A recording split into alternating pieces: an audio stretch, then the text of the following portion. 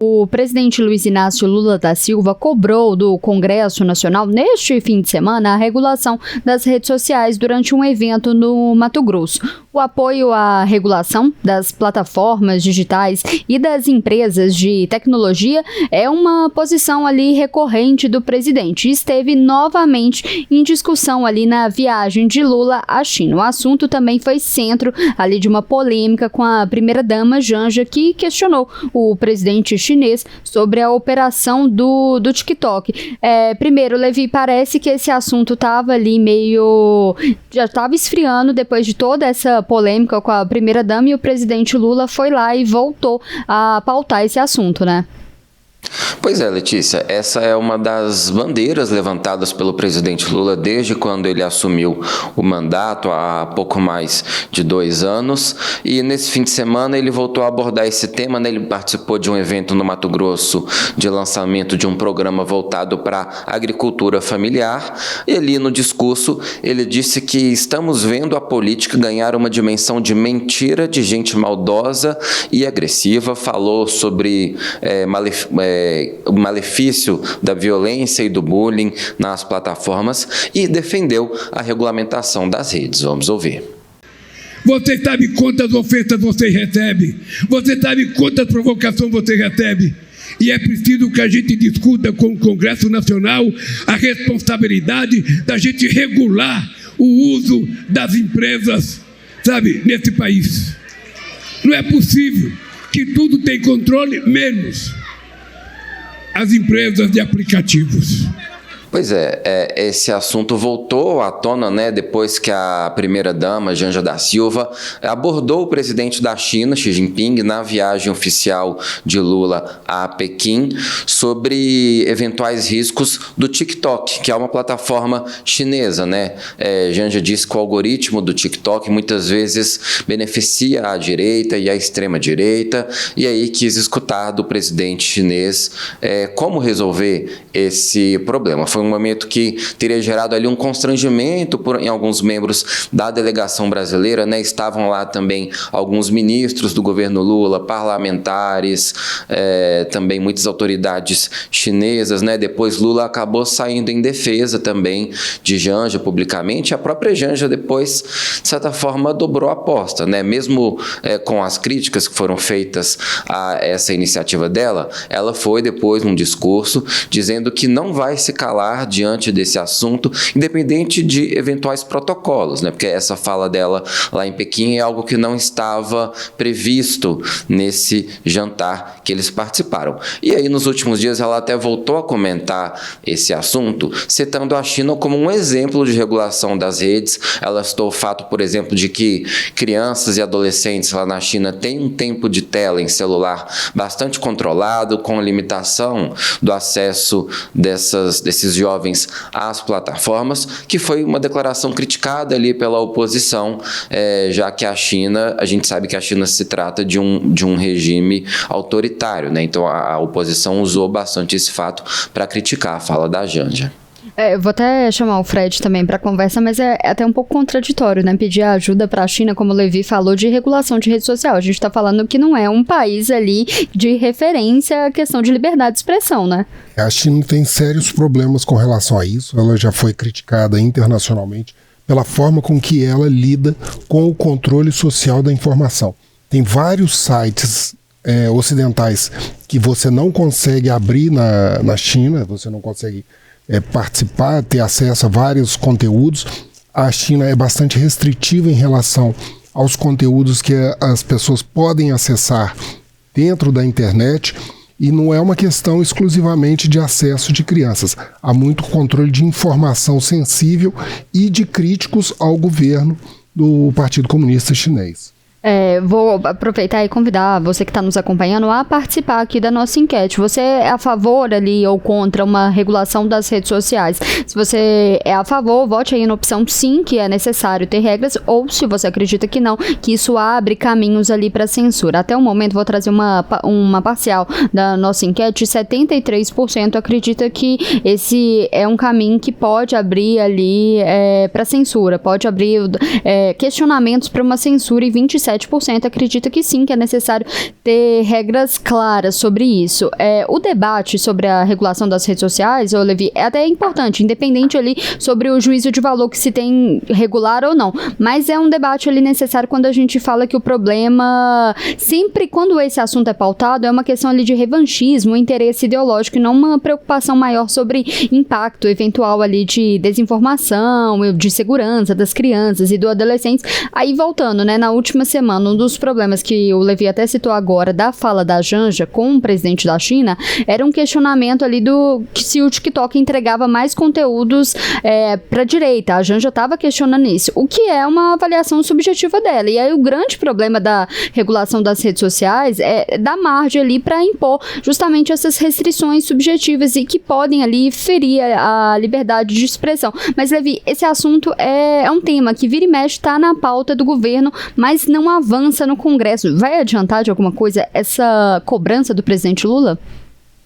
O governo já tentou avançar algumas vezes com esse assunto no Congresso, né? Já há alguns anos tramita aí no Legislativo o PL das fake news, que é um texto que prevê, por exemplo, punição para divulgação de conteúdos falsos por contas automatizadas, né? Por robôs chamados bots, e também responsabiliza as plataformas digitais caso haja negligência no combate à desinformação. Esse projeto ele até chegou a ser aprovado pelo Senado em 2020, ainda no governo Jair Bolsonaro, que na época o então presidente Jair Bolsonaro era contra, né? Foi ali naquele momento uma derrota do governo, mas depois que chegou à Câmara não teve nenhum avanço tão significativo. Em 2023, os deputados chegaram até a aprovar a urgência desse projeto, que em tese encurtaria o caminho para que ele fosse votado pelo plenário, só que essa votação nunca aconteceu. Isso porque existe uma resistência muito grande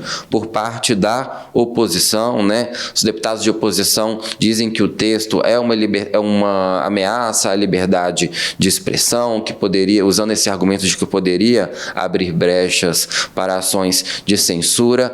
É uma discussão que parte até do que seria o conceito de liberdade de expressão, né? Porque esses deputados da oposição, eles defendem a liberdade de expressão como algo completamente irrestrito, independente do que venha a ser dito por cidadãos, seja no ambiente físico como no ambiente virtual, e os defensores do projeto dizem que essa liberdade de expressão ela deve sim ser garantida desde que não seja usada para o cometimento de crimes ou para a disseminação de discursos de ódio, e esse projeto viria justamente para combater essas situações. Bom, desde essa tentativa lá em 2023 de se votar em plenário, que até tinha o apoio do então presidente da Câmara, o Arthur Lira, o governo já tentou de várias formas, já teve mudança de relator, mudanças para amenizar o texto, para diminuir essas resistências no texto, já se falou em criar comissão especial,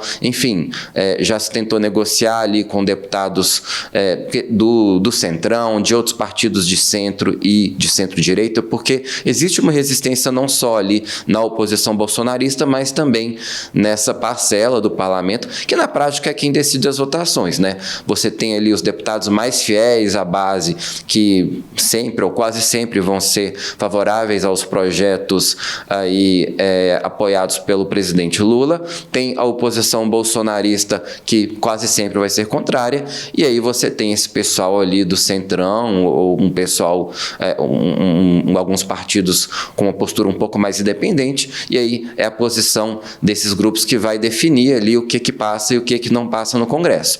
E esse grupo, pelo menos até agora, está mais para não deixar esse projeto votar. Eu acho que mesmo com essas declarações aí do presidente Lula, a princípio não existe uma perspectiva de que esse assunto vá, de fato, avançar na Câmara, mesmo que seja aprovado com mudanças, e aí, nesse caso, ele teria que voltar para o Senado, já que é um projeto de autoria do senador Alessandro Vieira, então ele teria que voltar para o Senado para, eventualmente, ter uma nova aprovação pelos senadores e aí, de repente, chegar à sanção do presidente Lula. Mas é um caminho longo e que, nesse pouco mais de 1 ano e meio restante de governo Lula, não tem muita perspectiva de acontecer, não. Vou trazer aqui alguns comentários de quem está participando aqui do nosso chat e te convido também a participar. Tem gente falando que o controle está com a própria pessoa, é só bloquear o que você quer ver, o que você não vê. Tem gente comentando aqui sobre a questão da Janja e vou aproveitar e te perguntar, Levi. Quando a Janja mencionou ali, quebrou até um protocolo na China, gerou muito mal-estar, inclusive no governo mesmo. Como que está essa situação? Se esse clima está um pouco mais ameno? O presidente Lula saiu em defesa da primeira-dama, depois ela deu algumas entrevistas, né, falando que ninguém ia calar ela. A gente vê uma primeira-dama também sendo um pouco fritada, causando mal-estar até mesmo dentro do próprio governo. Mudou alguma coisa? Olha, as declarações e ações da primeira-dama em geral são um assunto muito divisivo dentro do governo Lula. A gente fala que tem ali uma ala pró-Janja, que é bastante próxima a ela, alguns ministros, enquanto outros membros do governo, até membros próximos do presidente Lula, já vêm com bastante resistência aí essa postura, já que ela, ao contrário de outras primeiras damas que a gente teve no passado, ela sempre tenta ser um agente político mesmo, tenta usar a voz dela para defender ali as causas, as bandeiras que ela levanta, defender algumas causas. Ela sempre fala muito, por exemplo, da questão do empoderamento feminino, sempre defende muito as ministras, né, do governo Lula, e aí essa postura dela gera um certo incômodo. Sempre tem aqueles que acham que ela ultrapassa os limites e que acaba, de certa forma, jogando contra o governo quando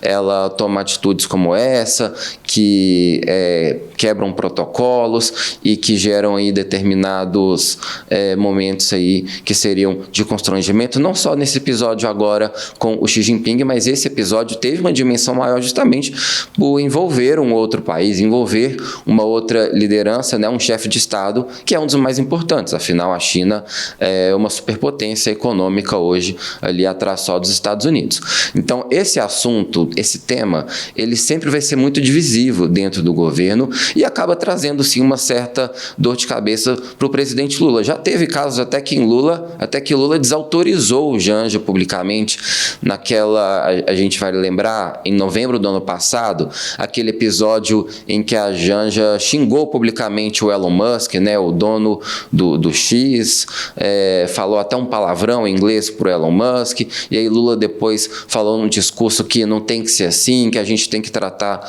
com respeito as pessoas e tal. Ali foi um momento até de maior tensão em relação à figura ela do que esse de agora, né?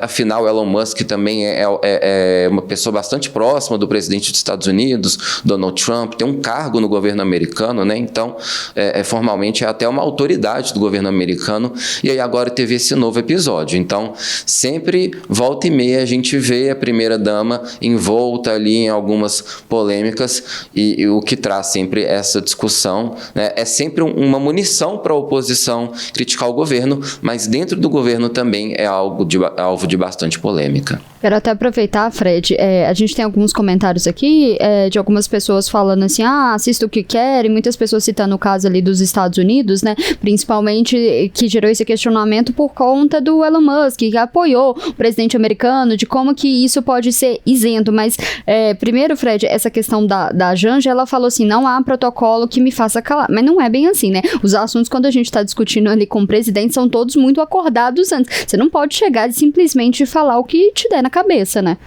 Principalmente porque era uma relação diplomática. Os chefes de Estado conversariam entre si. A Janja entra como a esposa do chefe de Estado brasileiro. Ela não pode falar pelo Estado brasileiro, e ao entrar nessa discussão acaba gerando essa confusão, se aquilo dali é a posição oficial do governo brasileiro ou se é uma posição pessoal da Janja, né? Então há um protocolo para a conversa dos chefes de Estado. A Janja é livre para opinar sobre o que ela quiser, né? Mas não, se ela quiser falar política ali, né? Mas ela não pode falar pelo governo brasileiro, né? E ao entrar nesse momento, ela entrou num momento de discussão entre dois líderes, dois chefes de Estado. Gera um ruído, gera uma situação que, como você falou, é uma quebra de protocolo, né? E gera uma situação que o governo brasileiro tem que se explicar junto ao governo chinês.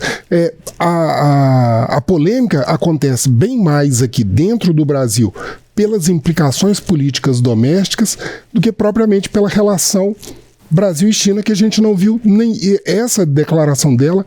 Na relação Brasil e China não houve nenhuma repercussão nem do governo chinês, nem da chancelaria em relação a isso. É uma questão, nesse momento, uma questão política, tanto da oposição com relação ao governo, quanto a histórica cisão dentro do Partido dos Trabalhadores e essa disputa de poder, quem é mais próximo do presidente, né? Então é uma coisa que realmente ainda tem um aspecto político, tem um aspecto partidário e o aspecto internacional. Nas relações Brasil e China, até agora não envolveu nada, não houve nenhuma alteração.